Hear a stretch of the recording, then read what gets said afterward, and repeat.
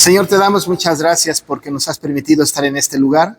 Gracias, Padre, porque hoy hemos comprobado tu fidelidad, tu amor. Hemos sido instruidos por tu palabra, nos hemos congregado en comunión unos con otros para alabarte a ti, que eres nuestro Dios.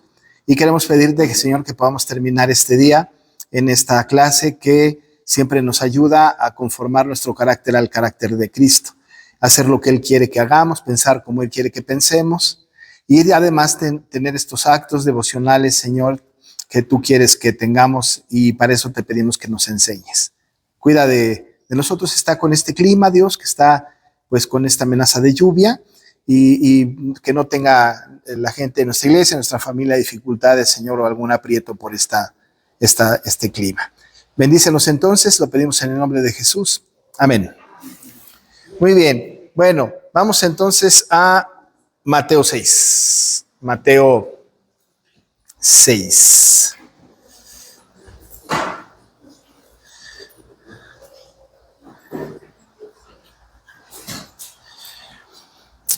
Y vamos a los versículos 5 a 8.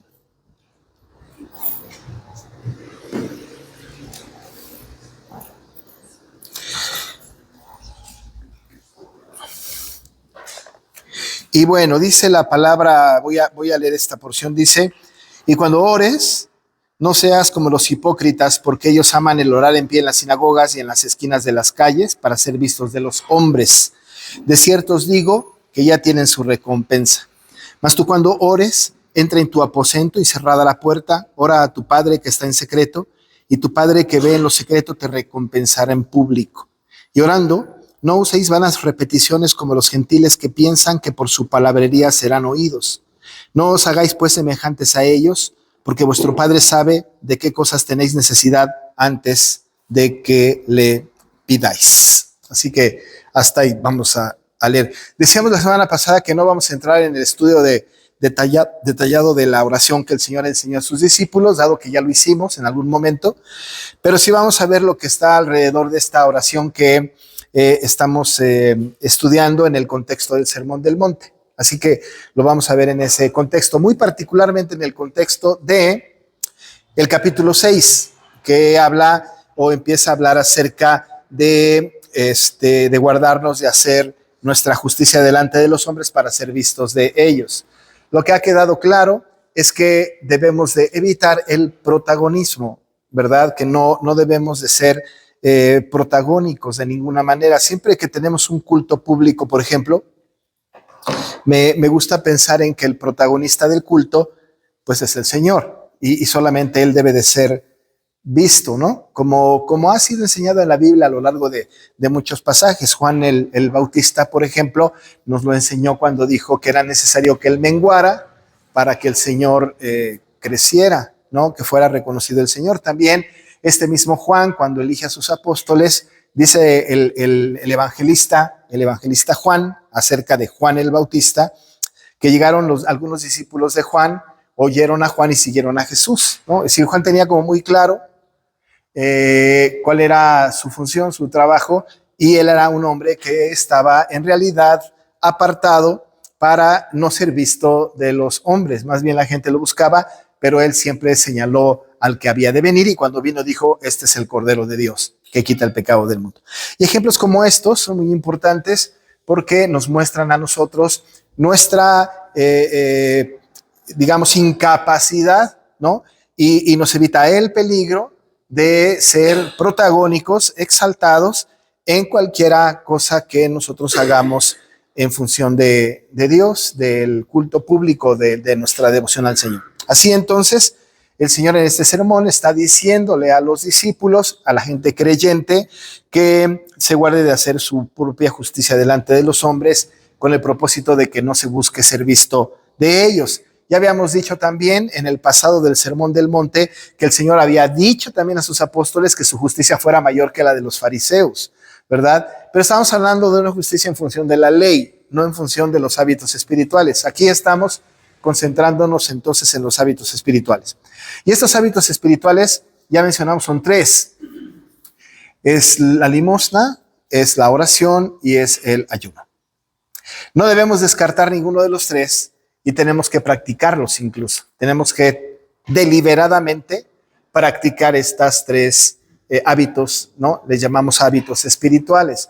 La limosna, que ya dijimos que no tiene que ver con la ofrenda cotidiana, no tiene que ver necesariamente con el diezmo, con la primicia, ¿no? Tiene que ver con dar a los que más necesitan, como lo estuvimos revisando en otras versiones de la Biblia, el mismo texto, que era a los necesitados, pues, a los que están en desgracia, a los que tienen necesidad de manutención, que están en pobreza extrema, digamos, ¿no? No necesariamente en pobreza extrema, pero están pasando por un momento difícil. Bueno, pues ahí está la limosna. En este contexto está escrito este mandato de parte del Señor. Y los receptores de la limosna no se tienen que sentir agraviados, ¿verdad? Es decir, algunos dicen cosas como, es que yo no soy limosnero, yo no recibo limosnas, yo puedo, etcétera. Y nosotros tenemos que ser conscientes que si alguien en una situación que estemos pasando difícil nos da una limosna, hay que aceptarla y darle gracias a Dios por eso. Pero el texto y el Señor apunta hacia aquel que la da, no al que la recibe. Y está apuntando hacia aquel que la da diciendo, tengan cuidado, ¿verdad? Cuando den, pues, limosna. Y bueno, ya habla de lo que ya hemos hablado, ¿verdad? Que son como los hipócritas, que de cierto ya tienen su recompensa, buscan ser vistos de los hombres, y manda a hacer la limosna en lo secreto, y lo que se hace en secreto el Señor lo va a recompensar en público. Y eso se repite, es una constante en la mención de los tres hábitos espirituales. Así que no insistiremos en esto, salvo en cada una de las secciones con sus énfasis particulares. Así que entonces estamos hablando de estos hábitos espirituales. Y dijimos también, para que vayamos despacio y de la mano de este pensamiento, que no está diciendo el Señor, si acaso hacemos eso, ¿verdad? Porque estamos hablando de características de ciudadanos del reino. Y también lo hemos insistido mucho, no son requisitos para entrar al reino, no así como que, bueno, pues doy limosna, ya estoy en el reino. Oro, ya estoy en el reino. Ayuno, ya estoy en el reino. No son requisitos, sino características de los que somos ciudadanos del reino. Y nosotros como ciudadanos del reino tenemos hábitos, ¿verdad? Hábitos espirituales. Por eso dice el Señor en el Sermón del Monte, cuando lo hagas, ¿no? No si lo haces, sino cuando esto esté sucediendo. Da por sentado entonces que la gente, los creyentes, los discípulos de Cristo particularmente, lo hacen. Está dando por sentado que lo hacen. Y quizá está o corrigiendo una mala manera de hacerlo, como también cuando habló de los 10 mandamientos o de algunos mandamientos, o está atacando a los fariseos hipócritas para prevenir al creyente de que cuando lo hagan no sean como ellos, como esos fariseos hipócritas que ellos sí tienen su propia justicia, buscan su propia justicia. En ese sentido, entonces, cuando llegamos al versículo número 5, el Señor está diciéndole a los discípulos, los que subieron al monte con él, que cuando ores. Y hermanos, tenemos que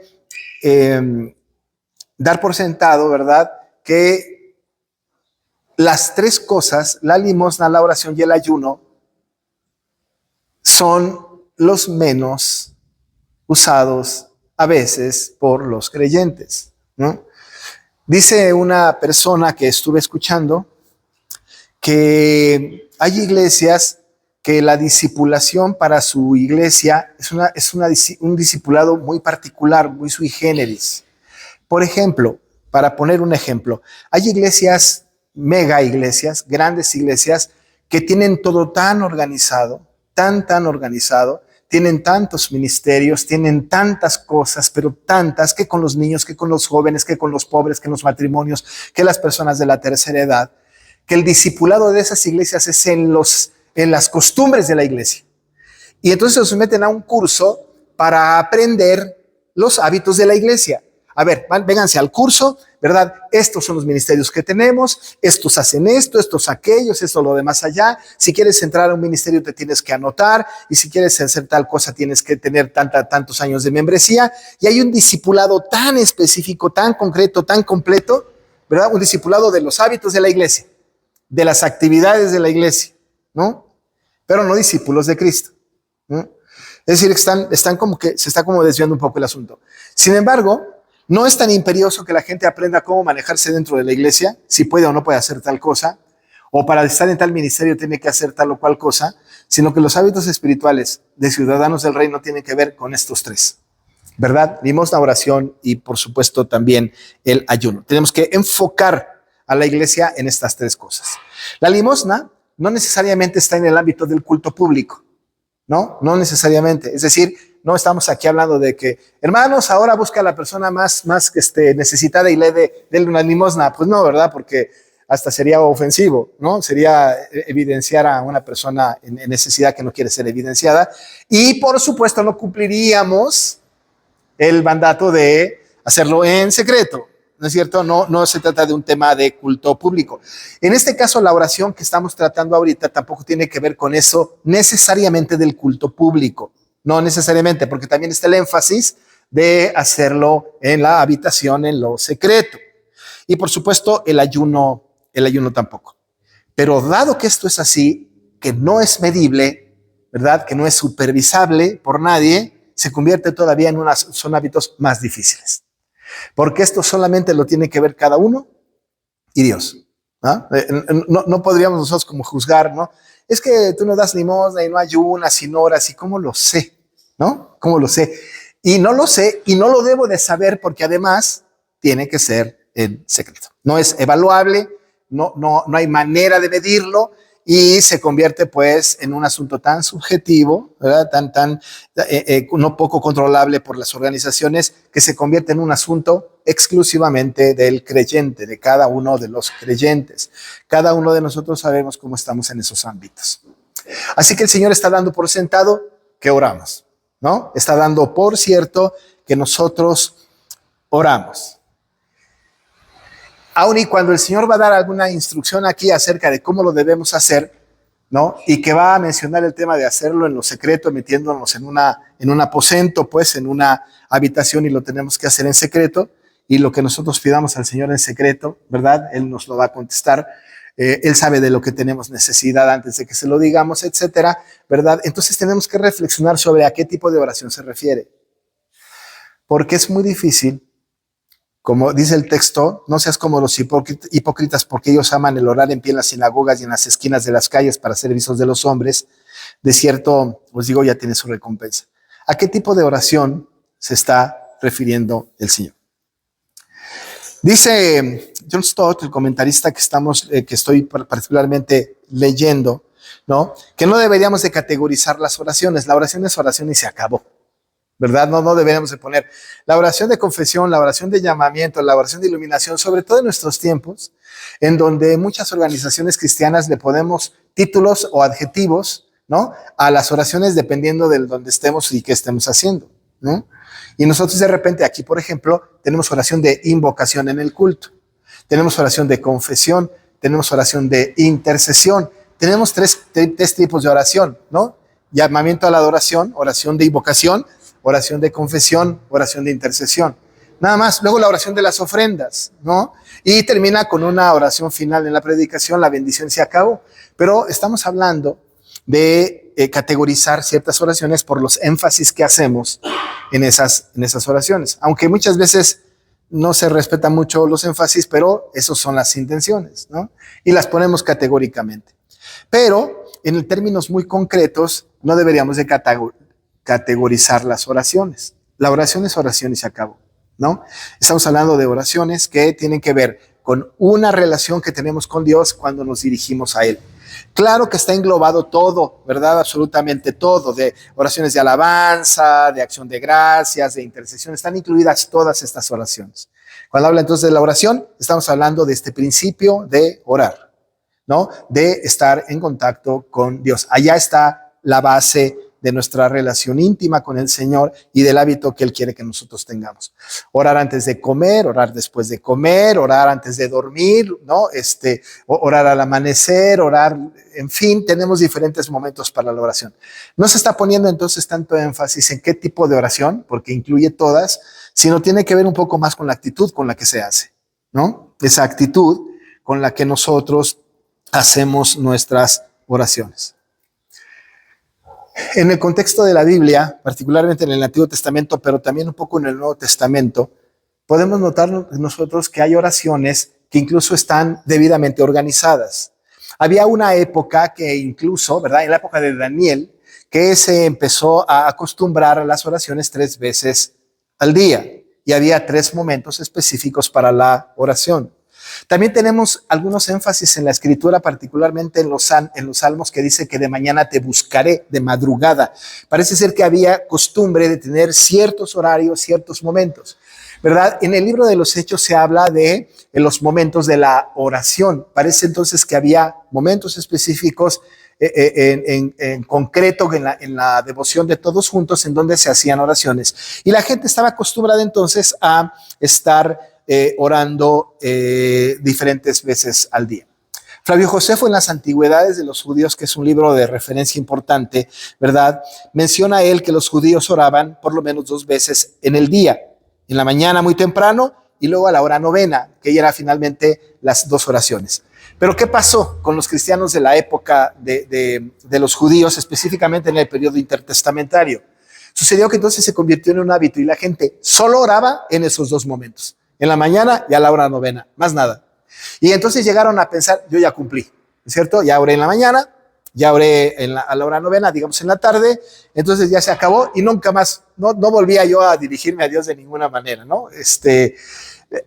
Bueno, ya el apóstol Pablo, el Señor Jesús, ya hacen énfasis importantes acerca de la oración. Incluso tenemos la sentencia de que tenemos que orar sin cesar, ¿no? Es decir, hay un mandato de estar orando permanentemente, ¿no? Quizá poco para atacar aquella idea de que solamente hay momentos específicos para orar. Y bueno, no lo puedo afirmar, pero es muy posible que algunos cristianos de las iglesias, ¿verdad? El único momento que tienen para orar es cuando vienen al culto, ¿no? Y ni siquiera oran ellos, sino que solamente participan pasivamente de lo que alguien más ora, ¿no? Es decir, puede ser que haya gente que no está verdaderamente en oración.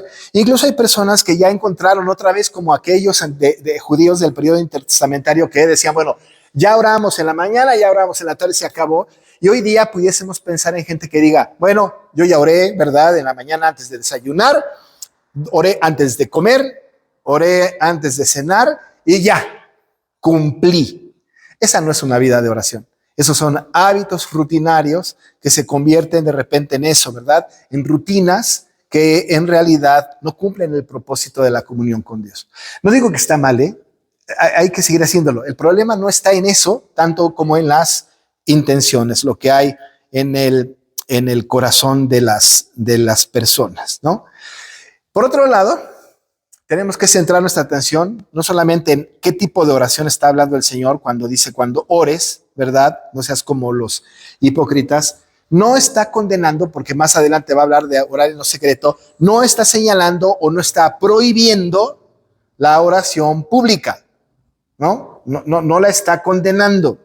No está diciendo, dejen de orar públicamente y solamente oren en lo secreto, en un aposento secreto, en privado, ¿no? No estás diciendo eso.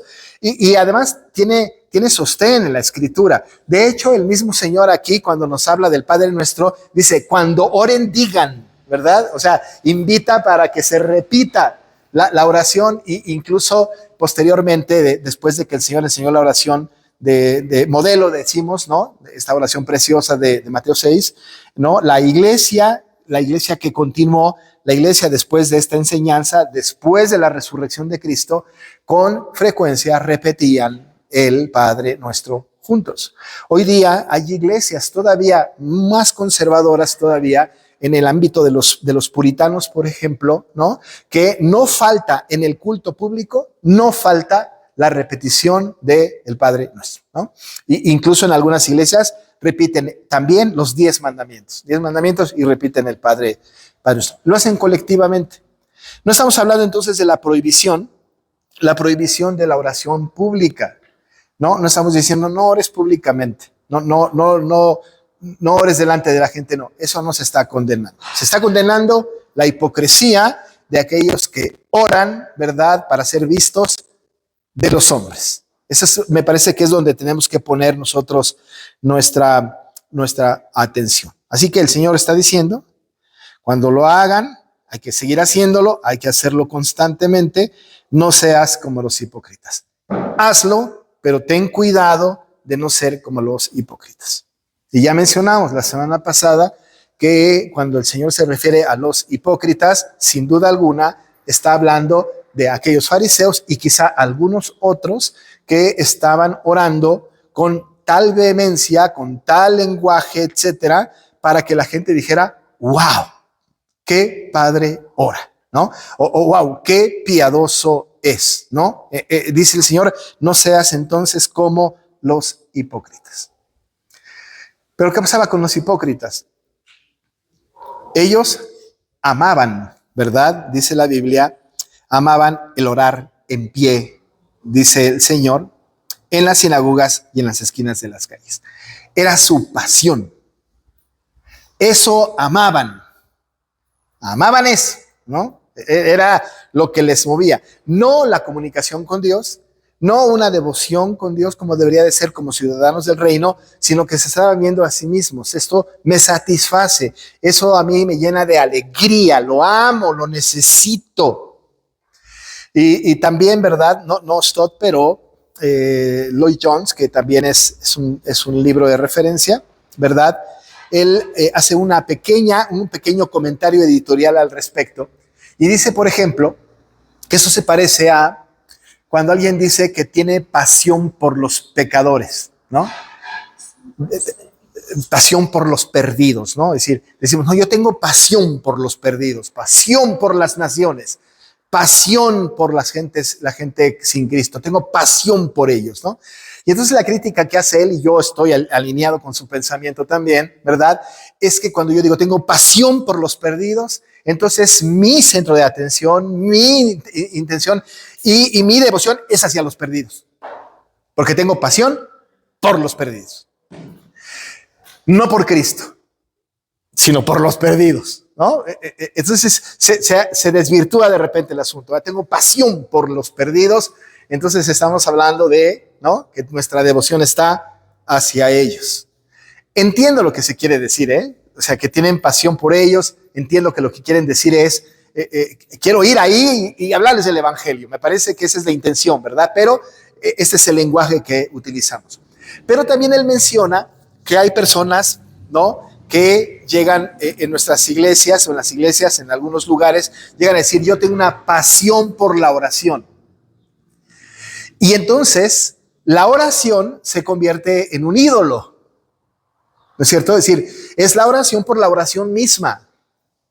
Es creo en la oración. Incluso el lenguaje es este, yo creo en la oración. Y la verdad es que no creo en la oración. La oración es un medio, es un vehículo que utilizamos para dirigirnos a Dios. Yo creo en Dios y me comunico con Él y hablo con Él a partir de una oración, de una conversación que tengo con Él, pero la oración no la amo. Amo al Señor que me enseña, que me instruye, ¿verdad? Que está en contacto conmigo. Dice el Evangelio de Juan en el capítulo 9, creo, ¿verdad? Que el Señor, Dios, no oye a los incrédulos, ¿no? No los oye, pero oran. A ver, ayúdame a ver si está el 9:31 de Juan. No sé si es ese versículo o no, pero nada más para tenerlo como muy en la mano, ¿no? No oye a los pecadores, ¿no? No los oye. A ver, hagamos la... ¿Sí? ¿Está mal ese? A ver. Ahí está. Eso es. Ahí está. Eso era. Sí, 9:31, ¿no? Sabemos que Dios no oye a los pecadores. Pero a veces tenemos entonces este asunto, ¿verdad? Estamos hablando de que oramos y tenemos una devoción hacia la oración. Nuestro ídolo es la oración. Como algunos, su ídolo es el templo. Incluso a veces el ídolo es la Biblia misma. No quiero tener mucho cuidado con esto que estoy diciendo, ¿no? Son bibliólatras, ¿no?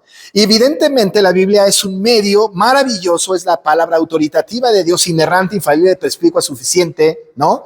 Que verdaderamente nos conduce a Cristo. Sí que nos conduce a Cristo.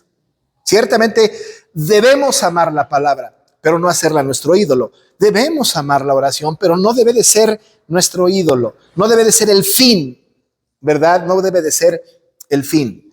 Hasta los pecadores pueden dirigirse a Dios, pero ya sabemos que Dios no oye a los pecadores. Y los hipócritas, ¿verdad?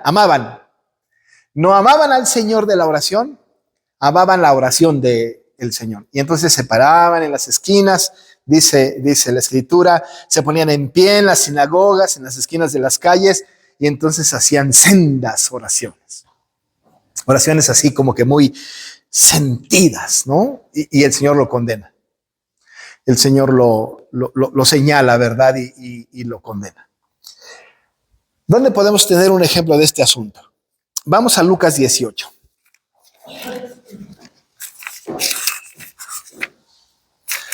Lucas 18. Y versículos 9 al 14.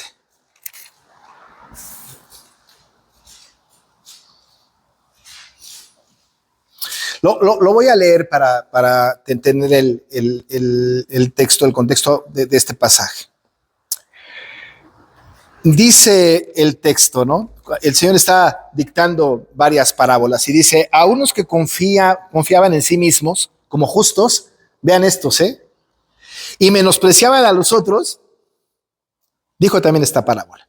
2 hombres subieron al templo a orar. Uno era fariseo y el otro publicano. El fariseo, puesto en pie, es lo que condenó el Señor, oraba consigo mismo de esta manera.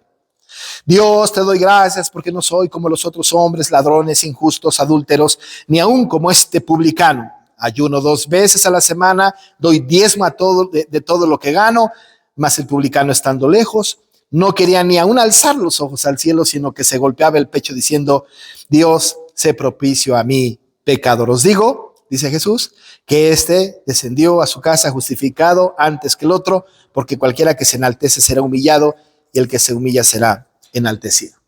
Pero aquí tenemos un ejemplo del fariseo y del publicano. Y ustedes pueden notar que el fariseo narrado en la parábola es ese fariseo que se pone de pie, como dice la Escritura, ora consigo mismo y además expresa su oración para que la gente lo oiga. ¿No es cierto? Te doy gracias porque no soy como los otros hombres, ladrones, injustos, adúlteros, ni aún como este publicano. Además, ayuno 2 veces a la semana, otro asunto que está condenado en la siguiente sección que vamos a estudiar. Doy diezmo de todo lo que gano, etcétera, etcétera, ¿no? Y el publicano, con su cabecita agachada, dice, bueno, Señor, sé propicio a mí, que soy pecador, ¿no? Tenemos un ejemplo entonces en la Biblia del fariseo que centra su atención en sí mismo y que además la intención es ser visto de los demás. Y el Señor dice aquí, no seas, ¿verdad?, como los hipócritas, porque ellos aman el orar en pie en las sinagogas y en las esquinas de las calles para ser vistos de los hombres. Insisto, no se está condenando la oración pública, ¿no? Está aquí hablando de la intención con la que se hace. Miren, aquí podemos tener oraciones, reuniones de oraciones. Cada uno de nosotros puede expresar alguna oración, pero el único que conoce la intención con la cual se está haciendo la oración es cada uno y Dios. Y está condenando el Señor esto. No está diciéndonos y tampoco nos está autorizando a las iglesias que nosotros etiquetemos a las personas y decimos, ese es un hipócrita, mira cómo ora, seguramente está que quiere lucirse, ¿verdad? Eso cada quien, ¿no? Cada quien sabe, cada quien está en una relación con Dios. Incluso llegamos a juzgar las oraciones, ¿no? Y decimos, no, se ve que no ora nunca, ¿verdad? Porque su manera de orar no, parece que no tiene lenguaje, no tiene la manera, y podemos llegar a decir, no, se nota que ni en su casa ora, ¿no? Y hacemos juicio sobre esto. No se está condenando la oración pública. Se está condenando, se está señalando la actitud con la que se hace para ser visto de los hombres. Si yo oro para satisfacerles, si ustedes oran para satisfacernos, para que los oigamos, para que tengamos nosotros una imagen de qué piadosos son, ¿verdad? Qué hermoso oran, qué piadosos son, y lo compramos, ¿verdad? Lo hacemos nuestra esa idea. Bueno, pues esa será nuestra recompensa. Dice la palabra, de cierto os digo que ya tienen su recompensa. ¿Quieres ser alabado por los hombres por tu oración? Bueno, cuando te lo hacen, cuando te alaban, cuando te dicen, esa es, y solo eso será tu recompensa, dice el Señor. Cuidado, cuidado con eso. Pero entonces después dice cómo lo hagamos. Otra vez en función de las actitudes, de los principios de la oración y no tanto de la oración en sí misma, públicamente o en casa o en lo privado. Dice allá, mas tú cuando ores, ¿no? Mas tú cuando lo hagas, le dice a sus discípulos, entra en tu aposento y cerrada la puerta, ora a tu Padre que está en secreto y tu Padre que ve en lo secreto te recompensará en público. Cuando ores, dice la Biblia, es lo que dice el Señor, entra en tu aposento. ¿Qué es esto, verdad? Porque en la época del Señor Jesús, la gente que le estaba escuchando, mucha gente era pobre. Incluso sus casas eran un cuarto y ya, ¿no? Justamente Flavio Josefo en las antigüedades de los judíos, hace muchos años yo leía, y me acuerdo vagamente, a lo mejor no con toda precisión, pero me acuerdo que él mencionaba que incluso vivían en hacinamiento, ¿no? Es decir, vivía en un cuarto pequeño, en un cuarto sencillo, pequeño, podían vivir hasta 12 personas. Ya saben que a los judíos les encantaba tener hijos, ¿no? Y podían vivir ahí 12 personas, 11 personas en un cuarto muy, muy, muy pequeño, ¿no? En aquella época incluso no son como las casas de nuestros tiempos en donde, pues, nosotros podemos tener en casa hasta 3 baños, ¿verdad? En el cuarto principal, uno común y uno para las visitas, ¿no? Hoy día eso es posible, ¿no es cierto? Puede suceder, ¿no? Pero en aquella época incluso el baño, según la narra Flavio Josefo, estaba saliendo de la casa, y no solamente por cuestiones de que no cabía dentro de la casa, sino porque era el hábito, la costumbre de la gente tener sus baños fuera de la casa, en algún lugar fuera, ¿no? No había agua corriente como acá, no había fosas como acá, se construían algunas cosas y los baños estaban afuera. Pero entonces eran cuartos pequeños y ahí vivía toda la gente. Ahora, si lo que el Señor quiere decirle a la gente es que cuando ores, entra a tu aposento, la gente pobre que vive en un solo cuarto dice, ¿y dónde me meto yo? ¿Y qué hago yo? ¿Verdad? Le digo a todos, ¿saben qué? Voy a orar, sálganse por media hora. Es decir, ¿cómo, verdad? No hay un cuarto. En realidad se ha abusado un poco del asunto. Incluso hay una película, creo que se llama El Cuarto Secreto, no me acuerdo. ¿El qué? Cuarto de guerra. Cuarto de guerra, cierto, ¿no? De una señora que tiene un closet, un cuarto, una cosa pequeña, no sé si vieron esa película, ¿no? Un cuarto pequeño que tenía pegados post-it y leyendas y no sé cuánto, y entonces ahí pasaba ella según horas, ¿no? Orando, ¿no es cierto? Eso se construía un cuarto. Y empezó a haber una costumbre de decir, es que se necesita un lugar dedicado solo, exclusivamente para eso, solo para eso, ¿no? No solamente empezaron a haber cuartos en las casas de las personas con este asunto de privado, ¿verdad? Que esto anunciaba y no tenía nada de secreto, absolutamente nada de secreto, pero decía top secret, ¿no? Secreto, hasta plus roja, ¿no? Está ocupado porque están orando. Esto en realidad no estaba en la mente del Señor cuando dijo, entra a tu aposento. Esto fue caminando a lo largo de toda la historia y sin ser demasiado crítico, llegó un momento en el que algunas iglesias y en algunos campamentos se hicieron oratorios. No sé si han escuchado este tema de los oratorios, pero los oratorios eran lugares construidos, ¿no? Ex profeso. Se construían afuera en algún lugar, incluso de manera así de cúpula, ¿no? Así bonito. Entraba la gente, había sillas muy, muy cómodas, así unos sillones muy lindos, ¿verdad? Una luz muy tenue y la gente iba a orar ahí. Eran los famosos oratorios. Yo me acuerdo que allá en Cuernavaca había famosísimo, los de Cruzada Estudiantil y Profesional para Cristo en Cuernavaca tenían un oratorio, ¿no? Que tenían las dimensiones del tabernáculo. Ahí está, ¿no? Y era ahí es para orar. ¿no? Allí es para orar. Y claro, y si oro afuera del oratorio ya no estoy oído, y si oro adentro, no estaba mal el lugar, no quiero condenar el sitio, sino la actitud de la gente que pensaba que solamente ahí podía ser escuchada por Dios. Entonces no estamos hablando de un lugar en específico. No tiene que ver entonces, o el énfasis no está puesto en el lugar en concreto. No está. El énfasis está puesto más bien en la secrecía de mi oración personal al Señor. Incluso puedo estar en mi casa, podemos estar en casa, ¿verdad?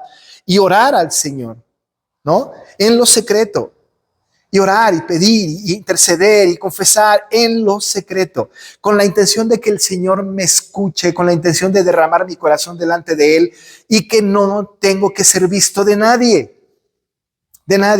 en lo secreto. Tiene que ver entonces más con una actitud, con una secrecía, con una falta de protagonismo, ¿no? En donde yo entre y ore al Señor o me dedique a orar al Señor. Insisto, no tenemos que ser vistos de los hombres porque no se busca protagonismo, ni tampoco se busca que seamos evaluados, ¿no? Luego nosotros decimos, ¿no?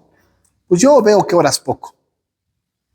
Podemos decirle a nuestros hijos, a nuestro esposo, a nuestra esposa, pues yo como que veo que no oras. Y pues no tienes que verlo, ¿verdad? Es decir, no me evalúes, ¿no? No pongas tu mirada en mí en eso. Deja que sea yo y el Señor que estemos en esta situación de devoción, ¿no es cierto? Ahora, si verdaderamente no estamos orando, ¿verdad? Bueno, pues eso nos lo tenemos que arreglar con el Señor después, ¿no? Pero la intención es justamente hacerlo en secreto. No es evaluable, no es necesariamente medible, ¿no? Y tiene que evitarse el protagonismo, ¿no? Y el Señor está diciendo eso. Entonces ora a tu Padre, allá entra en tu aposento, cerrada la puerta. Insisto, tiene que ver con la secrecía, en lo privado, ¿no? Allí ponte en un lugar específico, en una condición mental, espiritual específica. Ora a tu Padre que está en secreto, y tu Padre que te ve en lo secreto te recompensará en público. También dice nuestro comentarista, no dice la Biblia, Él, ¿verdad? No complacerá tu oración, ¿no? No está un compromiso, ¿no? De recompensarme con mi petición, ¿verdad? Porque yo puedo estar orando en lo secreto y decir, Señor, aquí entre nos, bueno, pues necesito otro coche, ¿verdad? Pues está bien en secreto, ¿no? Y entonces no me va a recompensar el Señor en público diciendo, ay, me pediste un carro en lo secreto, te voy a dar un carro en lo público. No tiene que ver con eso, ¿no? Ojalá que así fuera, pero no es así, ¿no? No es posible. La recompensa que estamos esperando del Señor no tiene que ver con la respuesta al Señor a nuestra petición. No necesariamente tiene que ver, ¿verdad?, con esta intención de que nosotros obtengamos del Señor lo que nosotros queremos, ¿no? Dice el versículo 8, no os hagáis semejantes a ellos porque vuestro Padre sabe, ¿no?, de qué cosa tienes necesidad antes de que la pidas. Así que Él sabe.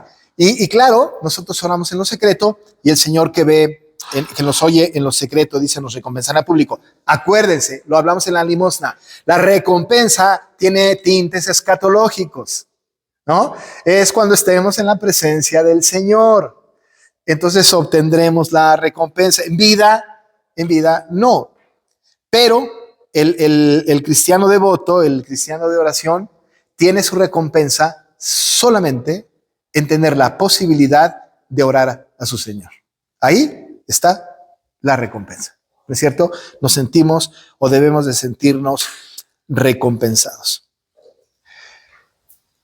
Pero aún y con esto, en lo privado o en lo público, dice el Señor, y no uses vanas repeticiones como los gentiles. Ahora, quiero que noten, por favor, que primero está hablando de los hipócritas, ¿no es cierto? De aquellos que son hipócritas, específicamente ya los ubicamos, que son los fariseos, que son hipócritas. Estos temerosos de Dios, conocedores de Dios, ¿no? ¿Perdón? ¿No? disque conocedores de Dios, ¿no? Que se paran ahí como el fariseo en la esquina o en la sinagoga y dicen, Señor, yo te he diezmado todo y yo mi vida y yo esto y lo otro, ¿verdad? Esos son temerosos de Dios, aparentemente. Pero ahora se refiere a los gentiles. Y nosotros sabemos que los fariseos y los gentiles son dos agrupaciones distintas. Los gentiles normalmente no tienen una fe judía. Cuando los gentiles se convierten al judaísmo, se convierten en prosélitos. Así que pudo haber distinguido el Señor en realidad a los prosélitos, pero aquí se dirige a los gentiles y específicamente los gentiles, ¿no? Los gentiles tienen una intención distinta. Dice el Señor que no se usen vanas repeticiones como los gentiles que piensan que por su palabrería serán oídos. Algunos muchos de los cristianos vienen de la iglesia, no, de la secta católica, ¿no? ¿Han visto ustedes los rosarios, ¿no? Que van ¿cómo les llaman estas bolitas? Misterios, ¿sí, no? Gracias, hermano, ¿no?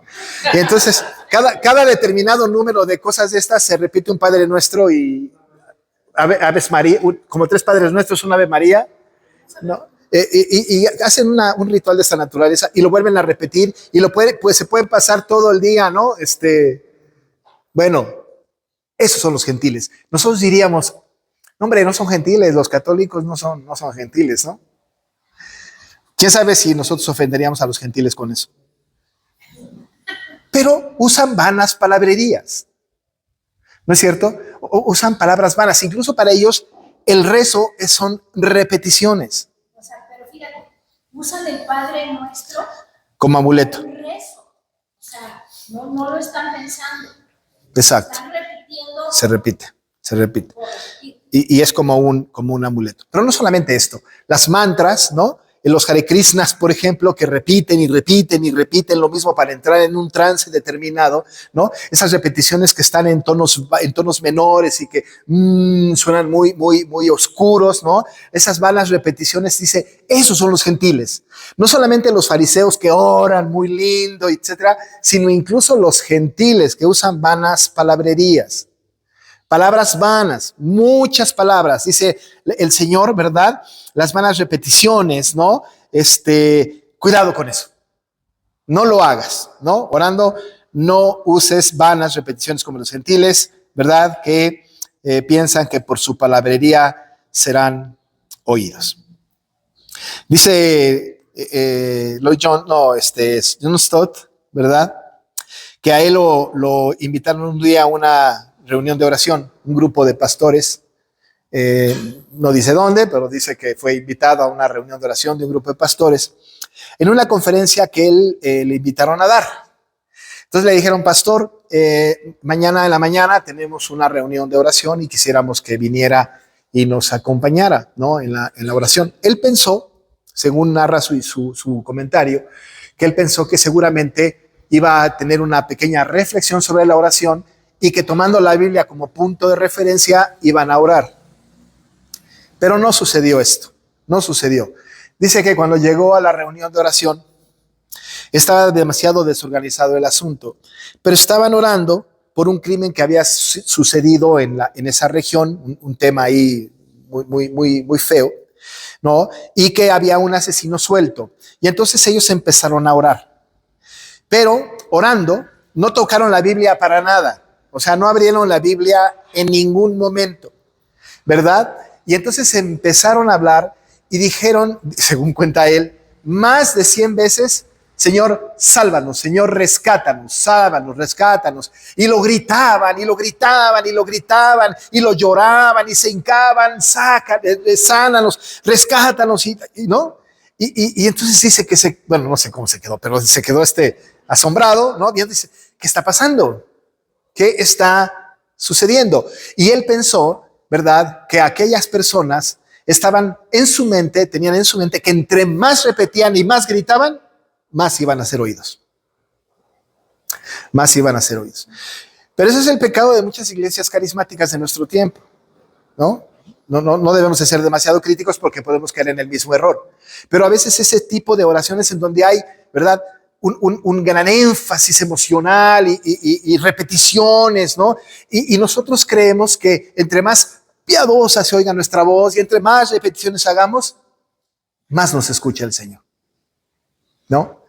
Dice la Biblia, no uses vanas repeticiones como los gentiles que piensan que por su palabrería serán oídos, ¿no? No, cuidado con eso. Cuidado. Ahora, otra vez, cada uno de nosotros y Dios sabe la intención de su oración. Cada uno, ¿no? Cada uno sabe la intención de su oración. No os hagáis entonces, dice la Biblia, pues semejantes a ellos. No se hagan semejantes a ellos. Y luego añade, porque vuestro Padre sabe de qué cosa tenéis necesidad antes de que vosotros lo pidáis. Ese es un remate interesante, porque habla de la omnisciencia de Dios, ¿no? Es decir, Él sabe. Antes de que abra la boca, Él sabe. Antes de que le pida, Él sabe de lo que tengo yo necesidad. ¿No es cierto? Sabe de qué cosas tenéis necesidad antes que vosotros lo pidan. En algunos momentos, ¿no? Se menciona en la oración que nosotros no le tenemos que decir a Dios o informar a Dios acerca de lo que tiene que hacer.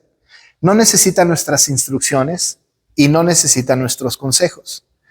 Dice Pablo a los Romanos en el capítulo 11, ¿y quién fue su consejero? El Señor no necesita nuestra ayuda. Porque a veces cuando nosotros oramos le decimos, mira Señor, lo que yo necesito es esto, ¿verdad? ¿No? Casi estamos diciéndole, mira, por si no te habías enterado, ¿no? Esto es lo que está pasando y necesitamos que hagas esto. Y instruimos al Señor y le decimos al Señor lo que tiene que hacer. No le suplicamos, no lo ponemos en sus manos, no dependemos de Él, simplemente le decimos, esto es lo que queremos que hagas. Como si fuera el genio de la lámpara que nos concede 3 deseos. Y nos acercamos al Señor entonces como este genio y le decimos, Señor, esto es lo que yo quiero, esto es lo que necesito. Y mira, si no te has enterado, me está pasando esto, ¿verdad? Y lo que yo creo que es mejor para mi vida es esto. Así que ahí te encargo. Y cometemos entonces el error de hablar con el Señor dándole informes acerca de lo que nos pasa o de lo que nosotros necesitamos. Dice el Señor, Él sabe de lo que tiene necesidad. Él sabe. Por supuesto que esto hace un poco compleja la oración. Pero ciertamente en el contexto de la oración, nosotros sabemos que si pedimos alguna cosa conforme a su voluntad, Él nos oye. Y si sabemos que nos oye, sabemos que tenemos las peticiones que le hayamos hecho. Pero la respuesta a nuestras peticiones no están alineadas a mi deseo, sino al de Él. Y Él va a hacer conmigo y va a responderme a mí a partir de lo que Él considere que es bien para mi vida. Por eso, la oración privada es muy importante. Me parece que el Señor insta a los discípulos a evitar ser como los gentiles, a evitar ser como los hipócritas. Y nosotros tenemos que aprender que nuestras oraciones, ¿verdad? Las oraciones públicas también tienen que tener una intención, ¿verdad? Una buena intención de dirigirnos a Dios en adoración, con mucha reverencia, con mucho respeto, ¿no? Sí está permitido. Pero por otro lado, ¿no? Sí también necesitamos la oración privada, la oración cada quien. Y no podemos juzgar a los demás diciéndole, pues tú ni oras, ¿verdad? Ni oras, porque no tenemos que estar anunciando a los demás que lo estamos haciendo. Si no están orando, si no estamos orando, en realidad eso tiene que ver conmigo y con Dios, ¿verdad? Conmigo y con Dios. Pero la oración en secreto es una oración completamente necesaria. Y ser no como los fariseos hipócritas y tampoco ser como los gentiles. Y dice entonces el Señor, síganlo haciendo, ¿verdad? Oren. Y luego nos dice, cuando oren entonces, ¿verdad? Digan esto. Lucas 11, y con eso termino, Lucas 11, en este mismo contexto, dice que los discípulos llegaron con Jesús y le dijeron, enséñanos a orar. Cuando estábamos estudiando el Padre Nuestro, me acuerdo que mencioné algo que leí de Sproul. Él escribe sobre la oración del Señor y R.C. Sproul dice, ¿verdad?, que hablando de este pasaje de Lucas 11, donde se repite la oración del Padre Nuestro, que los discípulos llegan y le dicen, enséñanos a orar, ¿no? Dice él, yo hubiera ido con el Señor y le hubiera dicho, enséñame a pescar, ¿verdad? Porque él solamente lanzaba la red del lado derecho y le venían, ¿no? Montones de peces. O enséñanos a convertir el agua en vino, ¿no? Es decir, pues enséñanos algo que nos deje un buen rendimiento, nos reditúe una ganancia, ¿no? Enséñanos, ¿no? Enséñanos a esto. No. Enséñanos a ser mansos. No dijeron eso. Porque la más grande necesidad de aquellos que habían caminado con Cristo casi 3 años, la más grande necesidad, a pesar de haber estado con Cristo mucho tiempo, era orar. Lo que más necesitaban ellos era saber orar. Y si ellos necesitaban aprender a orar, pues imagínense nosotros, ¿no?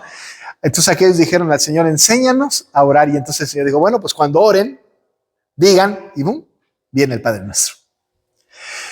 Viene el Padre Nuestro, que es colectivo, porque dice nuestro, ¿no? Padre nuestro que estás en, danos a nosotros, ¿no? Así que es una oración para la iglesia a la postre que nos ayuda a dirigirnos al Señor, ¿no? Pero no seamos como los hipócritas, sigamos orando, no seamos como los gentiles y aprendamos que la oración tiene que ver con nuestra comunión con Dios y no debe de ser con un afán protagónico. Muy bien, vamos a dejarla aquí. Ya son las 7. No sé si tengan algún comentario que hacer, que quieran añadir, ¿no? Las devociones familiares. ¿Cuáles devociones familiares? Un culto familiar. No, hay que hacerlo, ¿no? Sin duda, está bien, ¿no? Cuando están en casa orando como pareja, por ejemplo, con el esposo, la esposa o los hijos, hay que seguir haciéndolo, sin duda. Lo único, me parece que el texto enseña es que no haya protagonismo, ¿no? Que no hagamos oración como los gentiles con malas palabrerías, que no haya protagonismo, que no seamos como los hipócritas para ser vistos. Es más, ¿verdad? Si a mí me pide mi esposa orar, y bueno, mira, ya para que me deje de molestar, pues ándale, pues vamos a orar. ¿Saben qué? Estoy orando para ser visto de ella. ¿O no? O sea, estoy orando para que ella me vea. No porque tengo una comunión íntima con el Señor. Si yo, ¿verdad? Le digo a mis hijos, es que ya quiero que oren. Ay, mira, ya, papá, déjalo. ¿Sabes qué? A ver, órale, pues yo oro. ¿No? Estoy obligándolo a que ore para que yo lo oiga. Y eso es algo muy peligroso, ¿no? Yo me acuerdo que yo he dado clases de predicación, de homilética, pues del sermón expositivo muchos años. Y en algún seminario me llamaba la atención porque había capilla y la predicaban los estudiantes, ¿no? Y entonces pues yo me ponía ahí con no había tableta, pero con mi cuaderno, y entonces tomaba notas, ¿no? Y el alumno predicaba y se me quedaba viendo y como que me enmendaba el camino y qué sé yo, predicaba. Pero ¿saben qué es lo que estaba sucediendo? Que estaba predicando para mí, para que yo lo evaluara. Y eso a mí me molestaba y le decía, no me prediques a mí, ¿no? No ores para que yo te oiga y te evalúe. Eso no debe de ser evaluable, ¿no es cierto? Es una relación cada uno con Dios. Y así que cuando, ahorita que decía Gloria de lo familiar, ¿verdad? Si vamos a hacerlo para darle gusto a quien me lo está pidiendo, estoy orando para que me vean. Para que me vean. Eso está prohibido. Pero, por ejemplo, cuando vamos a comer y ya todos estamos en la mesa. Sí. El primero tenga la iniciativa de orar. Pues adelante, que ore.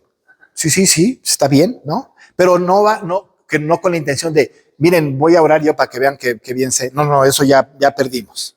No, que ore verdaderamente con agradecimiento porque el Señor es proveedor de la casa, ¿no? Sí. Pero habrá algún momento, como padres cristianos, que tengamos que enseñar a los niños a orar, ¿no? Y los niños tendrán que aprender que la oración tiene que ser una oración verdaderamente sincera, que esté agradando a Dios, ¿no? Aunque al principio no les haga muy Pues muy probablemente. Normalmente eso sucede. Normalmente eso pasa. No, déjate tú de los hijos. Los esposos, las esposas, ¿no? Los novios, la novia, ¿no? Ojalá y nada más fueran los hijos chiquititos, pero, ¿no? No, bueno. Más escala, ¿no? Escala. Vamos a orar, ¿no? sinceramente. Sinceramente. Vamos a orar. Padre, te damos muchas gracias porque nos has permitido tener esta reflexión y te suplicamos, Dios, que tú nos ayudes porque no sabemos. En realidad nos equivocamos mucho y quisiéramos que tú nos ayudaras, Señor, que si estamos en un error, si estamos haciendo las cosas mal, que podamos enmendar, corregir, Señor, y hacerlo como tú pides. Enséñanos a orar, Padre, y queremos hacerlo como tú mandas. Y no queremos ser como los hipócritas que aman el orar de pie en las sinagogas, en las esquinas de las calles, que la gente nos vea. No queremos esto, sino que queremos, Señor, orar entendiendo que estamos en comunión contigo. Así que muéstranos, Señor, de qué manera y ayúdanos para encontrar el camino de la devoción sincera y espiritual hacia ti. Te pedimos que nos acompañes ahora en nuestras casas y que este temporal, Señor, esas lluvias no nos afecten y que podamos seguir haciendo lo que tenemos que hacer en nuestra vida cotidiana. Acompáñanos, pues, está con nosotros en el nombre de Jesús. Amén. Gracias, hermanos.